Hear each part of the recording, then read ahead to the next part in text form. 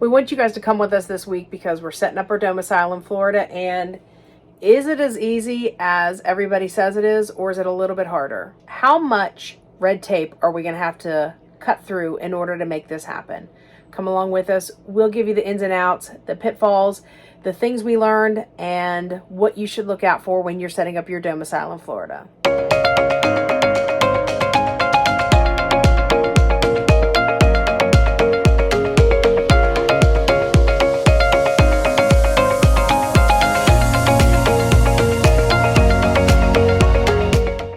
Hey guys, we are here to share our experience with you guys on how we set up our domicile in Florida. What is a domicile? A domicile means that you are a resident of the state, but you don't actually own physical property there like you would a house. So we decided to set up our domicile in Florida, and we want to tell you about some things that you really need to make sure that you do when you're setting up your domicile in Florida. So we decided to use Escapees. They're going to handle our mail forwarding service for us, and we used their checklist of how to set up our domicile. It's very comprehensive and very thorough. Here's a few things that we want to share with you guys that you should make sure that you do when you're setting up your domicile in Florida. Number one is to contact the organization you're going to use. We happen to use Escapees. You don't have to use Escapees. We just did a little bit of research and it fell into our category of what we needed. There are other companies out there that do that, but contact them ahead of time. Sometimes this stuff needs to be notarized, and that can be tricky when you're out on the road. So we didn't contact them until we actually got to where we're setting up our domicile, and we didn't realize that there was paperwork that did need to be notarized. So we wound up having to find an online notary for each of us because both people have to have their separate paperwork notarized, and it cost us a little bit more money than it probably should have. So make sure that you contact them way before you get there. I'd say like a week, maybe two, before you actually intend to set up your domicile. Yeah, give yourself some extra time that you need. Okay, tip number two is make sure that you have all of the documents you're going to need to get your driver's license. That includes everything you need to get your real ID. Most states, if not all states, because I believe it's through Homeland Security, all now require very specific documents that you're going to need to get your real ID. Tip number three, allow yourself enough time in the area to get done everything that you need to get done. It's not just getting the driver's license. Obviously, that's the main thing. You might want to register to vote. You also have to go to the courthouse where you're at to set up your intent to domicile, which is yet another piece of paper that you have to have filled out and notarized. We were lucky enough when we went to the tax collector, that's where you get your driver's license in Florida. We were lucky enough that right next door they had a place that notarized our intent to domicile for free. And depending on how big of an area you're in or how populated it is, we were in Bushnell, Florida, and it was a not very densely populated area, so we basically walked right in and walked right out. So be careful, because if you're into a highly populated area or into a bigger city that you're going to domicile in, the timeline there could be substantial. We gave ourselves about a week to get everything done. You might, depending on where you're at and what state you're in, you might need a little bit more time to get it done. There are 3 states that allow you to domicile. You have Texas, South Dakota, and Florida. So those are your 3 options. Definitely do some research and then figure out which state best fits your need. One of the other things that you'll see when you look, if you decide to go with Escapees, one of the things on there is you have to set up connections. So you have to get your health insurance, maybe contact doctors or lawyers or something like that, so you can make some connections in the state.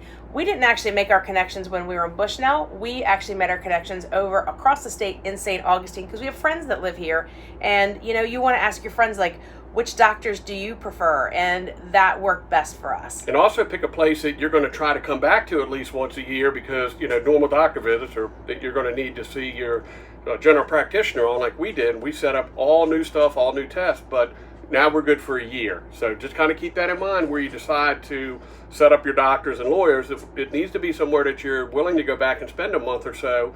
So when you come back around again, like we're going to do next year, everything's already in place and ready to go. Yep. So I hope that this helped you guys out with what is a domicile, how do I set it up, and what pitfalls to avoid. Definitely learn from our mistakes, and we hope that this helped you guys out. All right, we got our letter from Escapees. We have our mail forwarding set up. I have all of our forms filled out. We're going to make an attempt to go to the Florida MVA today and see if we can get our Florida driver's license and some of the other paperwork done. We will have to make another stop at the courthouse so we can file our intent to domicile there. I gotta say, this process has been a little bit more stressful than I anticipated. We're gonna see it through. It's gonna be a-okay.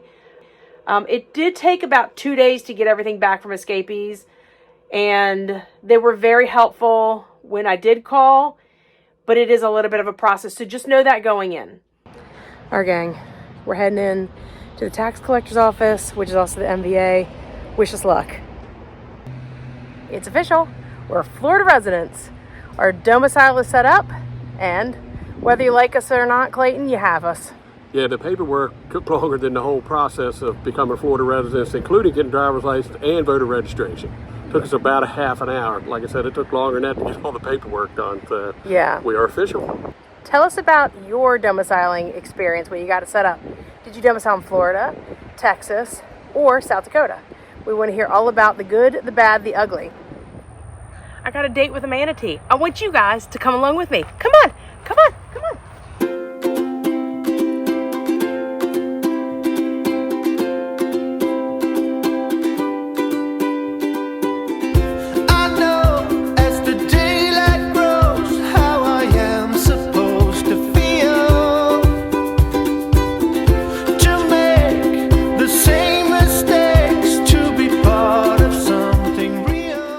Good morning from Crystal Lake, Florida.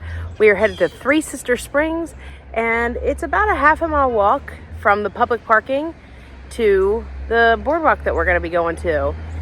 If you don't have a tour planned, then you're definitely going to have to make use of the public parking nearby. There's no parking right at the boardwalk area. Really, the walk is beautiful. It takes you through a beautiful little residential area. There's tons of birds and squirrels and all kinds of wildlife all around. It's a really nice little walk just to the boardwalk.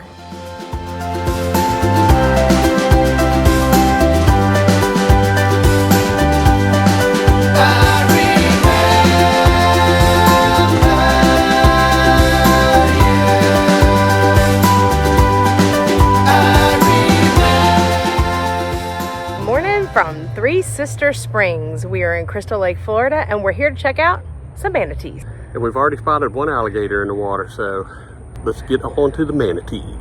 One of the really cool things about Three Sister Springs is this is where the manatees come, especially in winter, because when it gets colder, the water is shallower and stays warmer, so they don't get chilly.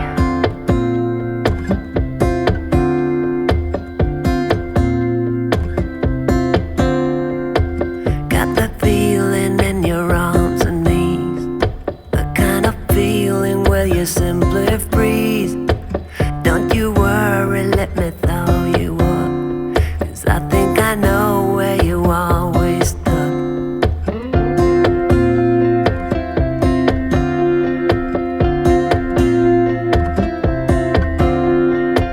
You give everything so easy. So we just talked to Mike, who's a volunteer, not this Mike, the other Mike, another Mike, that works here as a volunteer, and there's no manatees up in the shallow parts of the springs because it's low tide. So low tide won't be here again until, what, 5:30? High tide won't be here again until 5:30. High tide won't be here again until about 5:30 tonight, which we probably won't be here. But we were able to see some out in the canal, which was really cool. Open up and hammer down the wall, and all the fighting and just let it fall.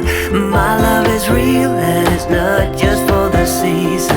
Here's what I feel, I don't need a better reason. You broke your heart, come use mine. My love will last, it'll stand the test of time.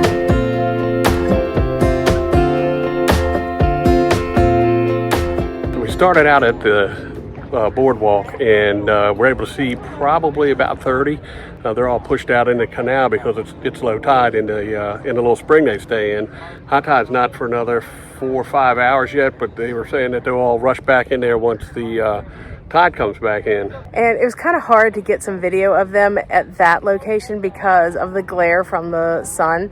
So we did our best, but right behind us, we just saw a couple of them and we got some pretty good footage of that. So we're really excited. The only way you can see them when the sun is out is if you have these polarized sunglasses, which we were both lucky we bought them today with us. Put all your stuff away and check out for the day. There's no time to waste when it's 100 degrees. Burns under my feet. Won't you have a drink with me? We head into town, see what it's about. Barely need a shirt though the sun has almost... They have these little bird houses all along this trail. And they're all numbered, so they probably can identify them. It's really cool. They've got a nice little clean out for them. I don't know what type of birds they're for, but very cool. Y'all, they have the biggest bat house I've ever seen. This might even be considered like the OG bat cave. I'm used to the bat boxes being the size of the bird houses that we saw. This thing is massive. It is literally the biggest bat box I've ever seen in my entire life. So if you guys do buy tickets to come here, it is in the winter, it's $20 for an adult. And if you have a national park pass, it's a little bit cheaper. Mike, he's over 55. He got an additional discount too.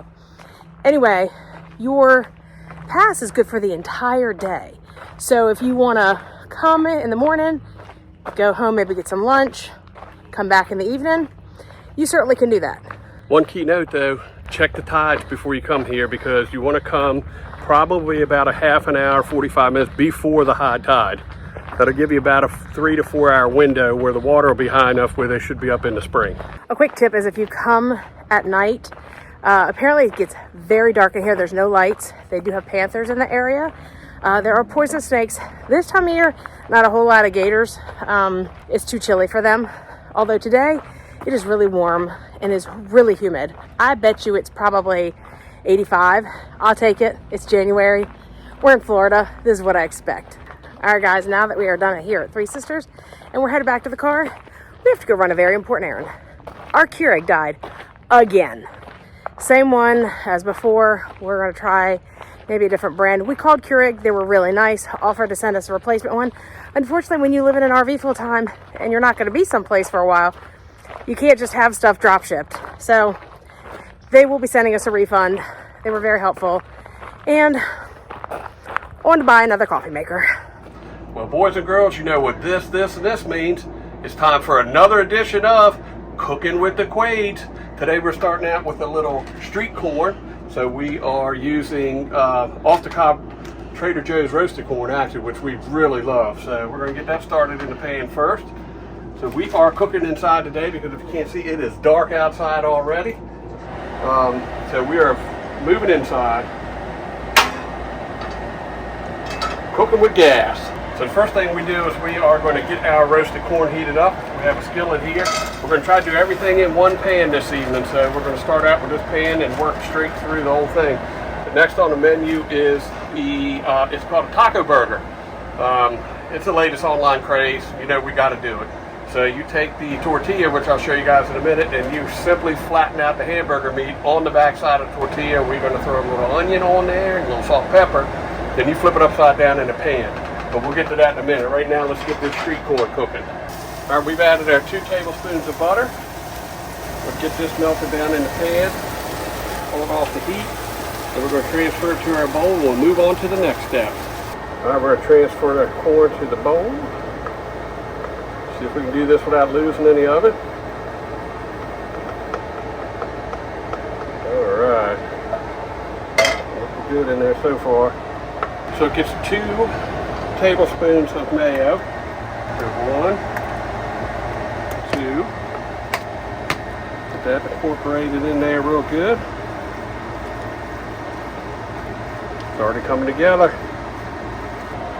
So to that we're going to add a teaspoon of chili powder. One for good luck for me because I like it a little bit spicy. And then the juice of half a lime. fork kind of helps break up the lime. These limes are a little bit on the dry side, so the fork kind of helps get the juice out. So now that the fan is off, you guys might be able to hear me a little bit better, but we have our mayonnaise, the salt that I put in, butter, chili powder, and that's it until it's served. Then it gets the cotija cheese and some cilantro, which is Mary Lou's favorite. A friend of ours, so I'll be sure to send her some pictures of us putting the cilantro in our corn here.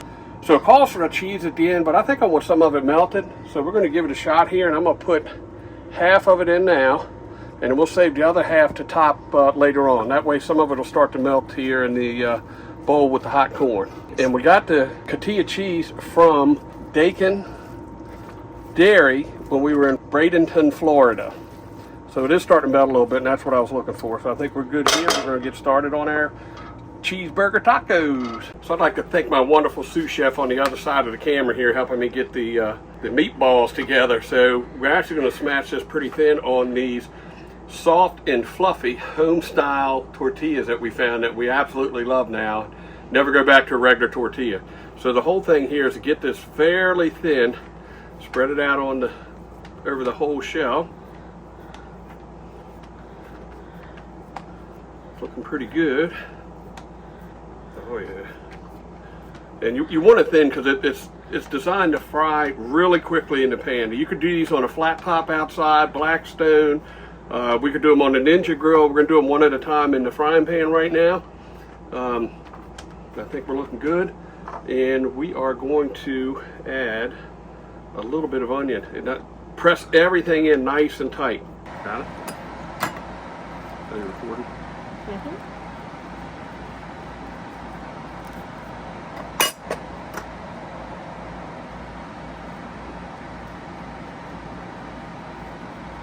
So thanks again to my wonderful sous chef for putting the salt and pepper on these. My hands were dirty, and I didn't want to put them in the salt and pepper dispensers that we have. So we're going to head on over to the frying pan, which is preheating. I am going to put just a splash, not much, just a splash of oil in here. Mainly because I want to be able to flip this thing over fairly easy, put the tortilla side down after we're done cooking it so we can add the cheese. So the thing to do now is, let's get this thing in the pan, just like that. We get her pressed out nice and thin. I'm going to tell you guys, probably only going to be about 2 or 3 minutes before this thing is ready. So I'm going to go prep the other one, and I'll be back with you in a minute. All right, we're going to give this a shot at flipping this thing over without wrecking it. See what we can get done here. Wham! Ooh, look at that. That's looking pretty good. Time to load it up with some cheese, which I have ready to go. After my man Bobby Flay, he says you never do a cheeseburger without 2 slices of cheese. We're going to let that melt, and then we're going to pull that off and put the next one on. So we've got one done here. We're going to pull this one off, and I will show you guys the finished product once we get it on the plate. So we're finishing up the corn. I dressed it with the rest of the cheese and a little cilantro. I'm going to leave a little bit in here in case you want some on their plates. We have 2 of our tortillas ready to go. We're going to get them dressed up, get everything plated. I'll give you guys one more shot of it before we start eating.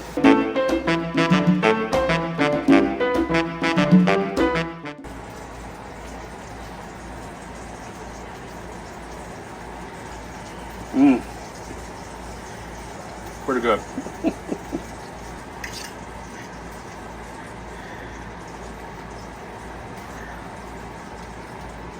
And a Mexican street corn, right on time.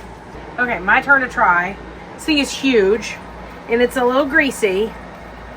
That's my first impressions. I put some Chick-fil-A avocado lime ranch on mine and some lettuce.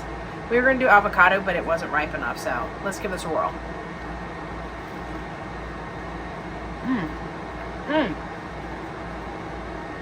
Wow. That was really, really good. That was really good. Alright, let's try the Mexican street corn. I don't like mayonnaise, so I like to pretend that there's no mayonnaise in this. Wow. That was really good. The lime gives it just enough of a pop that kind of like hits you like on the side of the head like, wow, girl, there you go. It was really, really good. And there you have it.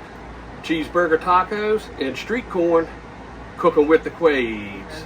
Thank you guys so much for following along with us on our manatee journey of the day. Go ahead and hit that subscribe button and smash the like button. And leave us a comment. Have you ever been someplace where you've been able to see manatees, like at any of these springs? Have you ever been kayaking or swimming with them? We'd love to hear about your experience.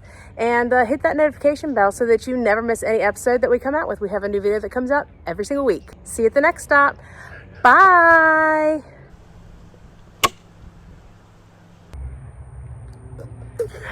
Okay. He's got nothing to say. Did it back in January. Now, do I want to say that? No. Let's start that over. All right. Hey guys, we are here. Start again. I was making a stupid face. Okay. All right, ready? Hey guys, I'm positive there's an alligator in here.